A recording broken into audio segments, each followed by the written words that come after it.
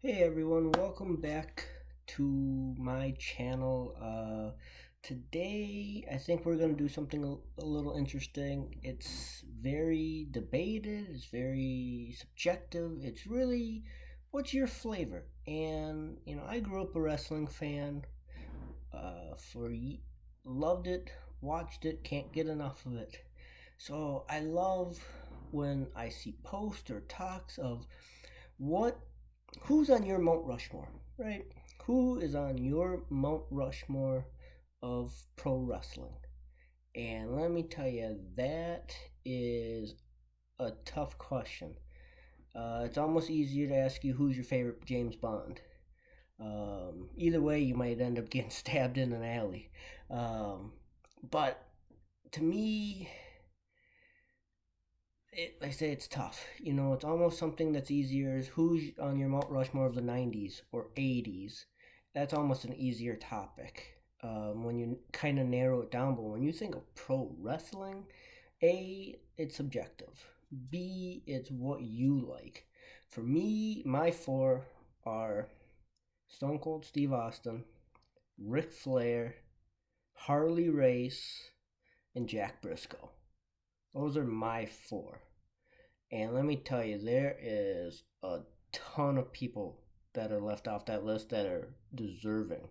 You got Dory Funk Jr., Terry Funk, um, I'm just thinking Jerry Lawler, Randy Savage, Hulk Hogan, The Rock, Triple H, for some, John Cena. Roddy Piper, and I love Hot Rod. Roddy Piper is probably my favorite to watch. And let me tell you, I was a Steve Austin fan from the word go. I loved him when he was in WCW as Stunning Steve Austin. But how do you turn against arguably the hottest draw in pro wrestling outside of Hulk Hogan and as Jim Cornette would love to point out, Jim Londos. All right, so how do you not have those guys in there? But sorry, that's not my style. Ric Flair, you arguably the greatest pro wrestler of the last 50, 60 years. Yeah, you're gonna have Bruno. You're gonna have um, Luthez. You're gonna have Buddy Rogers, the original Nature Boy. There's so many, but to me, Ric Flair epitomizes greatness, and you can't leave him off. Harley Race, the King, as he would love to say, the real world's champion, and you can't beat Harley Race. Then you got Jack Briscoe. Jack Briscoe, I think, for a lot of fans, is underrated. I loved Jack Briscoe. I didn't grow up during his time period, didn't get to see him until recently with YouTube and stuff, but uh, epitomized greatness. I really wish I would have seen him live. Or at least had the opportunity to meet him. I did get the opportunity to meet Jerry Briscoe, which is a huge thrill of mine. In fact, right over there, Jerry Briscoe signed that out picture for me, which has greatness in it right there. Yeah, I believe Danny Hodges in that photo, Jim Ross. You got Jerry and Jack Briscoe, and I think Cowboys right there in the middle. And oh, let me tell you, that picture meant a lot to me for a lot of reasons. I can maybe make a video about that later at a later date. What that means to me. But let me tell you, those are the four that I'd put on my Mount Rushmore. And just thinking more, you got, Nick Bockwinkel. Oh my goodness.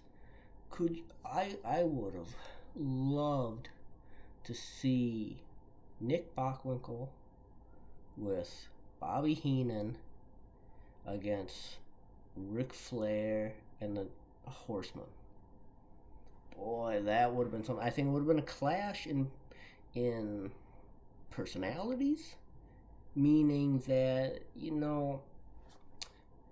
they were different. Ric Flair was the flashy, flamboyant, out there. Bockwinkel was that articulate, but they still had that same.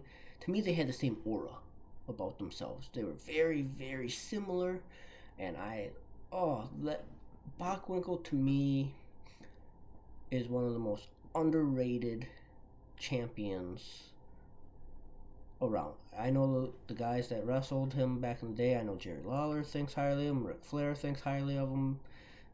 I know a lot of people really think highly of him, and I'm glad that I don't want to say old timers, but the older generations of wrestlers really can talk about him, because to me, Nick Bockwinkel is phenomenal. Loved Nick Bockwinkel. Like I said, those are my four guys and gals. You got Steve Austin, which, Steve Austin's put wrestling back on the map after Hulk Hogan almost burned it down. And I was a Hulkamaniac as a kid. I loved Hulk Hogan. In fact, I'm probably one of the few people that actually loved his movies. No Holds Barred, Mr. Nanny, loved them. Watched them all the time. Suburban Commando was okay, it was good, but Mr. Nanny and No Holds Barred loved them. In fact, I think I have the DVDs of both of those around here. Probably one of the only people that actually bought them.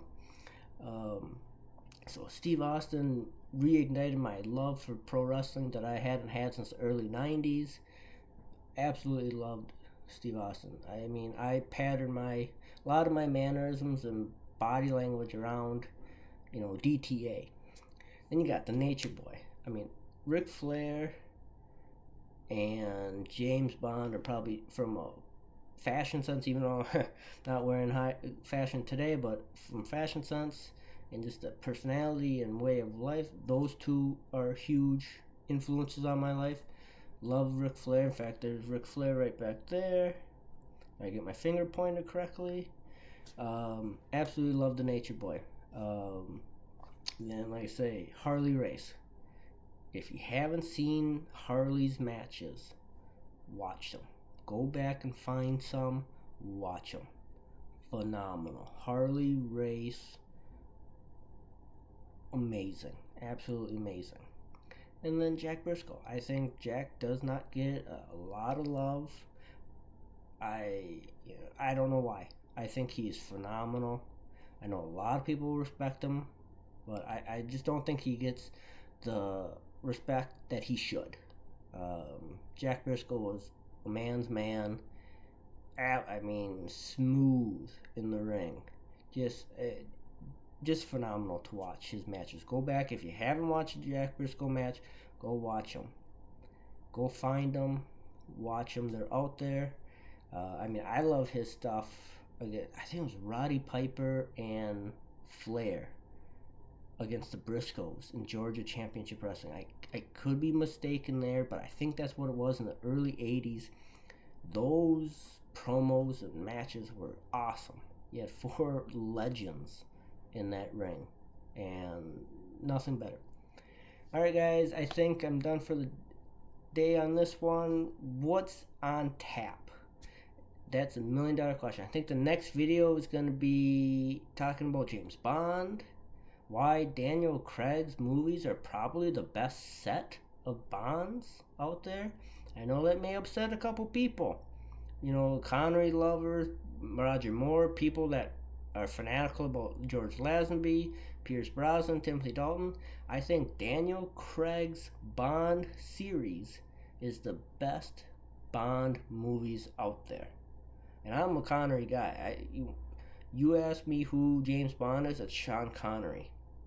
But Craig's movies stand the test of time. They are amazing. I think they're the best set of Bond movies.